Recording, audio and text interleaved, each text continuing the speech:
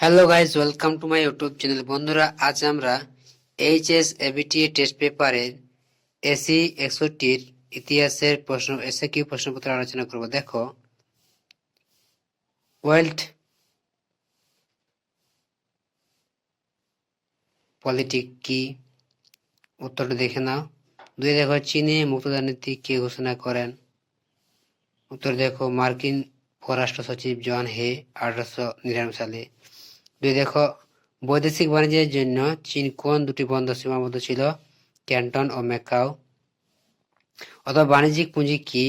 শিল্প বিপ্লবের আগে পুঁজিপতিরা বাণিজ্যের মূলধন বিনিয়োগ করতেন। বাণিজ্যিক নিয়োজিত এই মূলধন বাণিজ্যিক মূলধন নামে পরিচিত ছিল। চার, দেখো সর্বশেষ চার্টার আইন কবে প্রবর্তিত হয়? এটা হবে 1853 খ্রিস্টাব্দে। কাওতাও কি? দেখো, এটা আমি একটা প্রশ্ন আগে দিয়েছিলাম, আগে একটা সেট ইতিহাসের দিয়েছিলাম, সেটাতে দেখো লেখা আছে কাওতাও কাকে বলে। এরপর দেখো অবশিল্পায়ন কাকে বলে?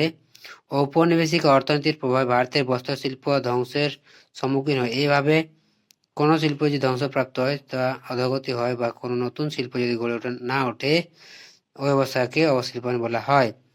মানুষ গড়ার আদর্শে কে বিশ্বাসী ছিলেন? স্বামী বিবেকানন্দ। উডের ডেসপ্যাচ কি? 1854 সালে বোর্ড অব কন্ট্রোলের সভাপতি চার্লস উড উচ্চশিক্ষা সংক্রান্ত সমস্যা সমাধানে যে নির্দেশনামা ঘোষণা করেন, তা উডের ডেসপ্যাচ নামে পরিচিত ছিল। সান ইয়াত-সেন প্রস্তাবিত তিনটি নীতি কি ছিল? আর ছিল জনজাতীয়তাবাদ, জনগণতন্ত্রবাদ, আর হচ্ছে জনজীবিকাবাদ। তাইপিং বিদ্রোহ কবে কেন হয়েছিল?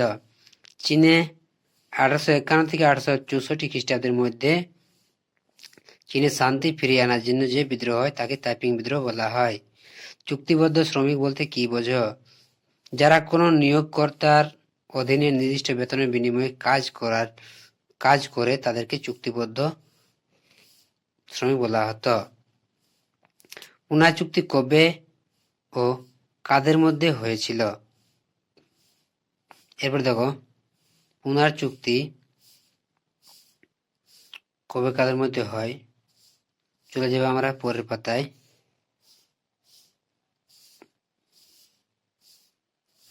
দেখো উত্তর দেখো 1932 খ্রিস্টাব্দে 24 সেপ্টেম্বর গান্ধীজি এবং বি.আর. আম্বেদকর মধ্যে হয়েছিল।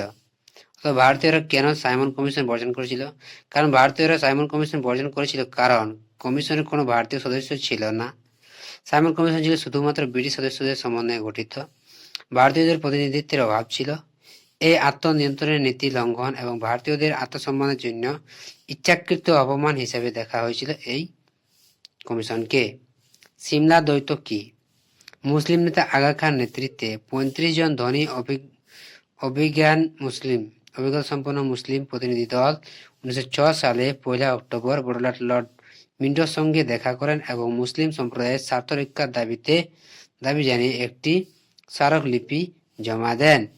এটি সিমলা দৌত বা সিমলা ডেপুটেশন নামে পরিচিত ছিল। সুভাষচন্দ্র বসু কাকে পূর্ব এশিয়া ভারতের স্বাধীন আন্দোলনের জনক বলেছেন? এটা হবে রাসবিহারী বসু। কে ইন্দো চাইনা কমিউনিস্ট পার্টি প্রতিষ্ঠা করেন? এটা হবে হো চি মিন। দ্বিতীয় বিশ্বযুদ্ধের সময় জাপানের প্রধানমন্ত্রী কে ছিলেন? হিদেকি তোজো। বার্লিন অবরোধ কি? রাশিয়া বার্লিনে পশ্চিমী দখলকৃত অঞ্চলে সাধারণ মানুষের উপর তীব্র চাপ সৃষ্টি করে তাদের পশ্চিমী শক্তিগুলিকে বার্লিনে ত্যাগে বাধ্য করার উদ্যোগ নেয়। সমগ্র বার্লিনে রুশ আধিপত্য প্রতিষ্ঠার উদ্দেশ্যে রাশিয়া 1948 খ্রিস্টাব্দে 24 জুলাই বার্লিনে প্রবেশের সড়ক পথগুলিকে অবরোধ শুরু করে। এই ঘটনা বার্লিন অবরোধ নামে পরিচিত। বুলগারিন কে ছিলেন? সোভিয়েত রাজনীতিবিদ বা প্রতিরক্ষা মন্ত্রী। লং মার্চ কি?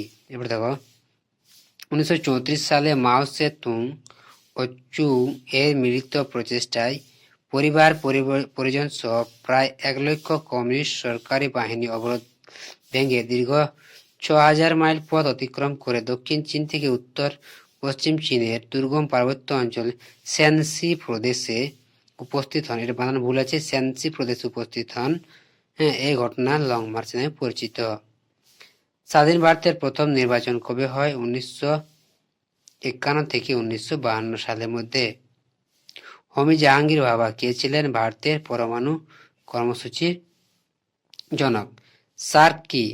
সার্ক হলো দক্ষিণ এশিয়া অঞ্চলের সহযোগী সংস্থা।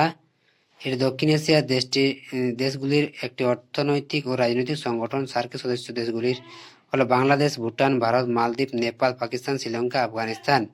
সার্কের সদস্য দপ্তর নেপালের কাঠমান্ডুতে অবস্থিত। সার্কের প্রধান উদ্দেশ্য